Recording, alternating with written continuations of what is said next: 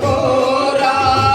అది 1991 రాసినటువంటి సారా గురించి రాసినటువంటి అందశ్రీ గారు పాట. ఇటువంటి పాటలు ఆయన గురించే. వాస్తవానికి అన్న పాపన్న కూడా వేదిక మీకు రావాల్సిందిగా కోరుకుంటూ, వీలైతే 2 పాటలు పాడవలసిందిగా కోరుకుంటూ, మరి అదే విధంగా మా అన్న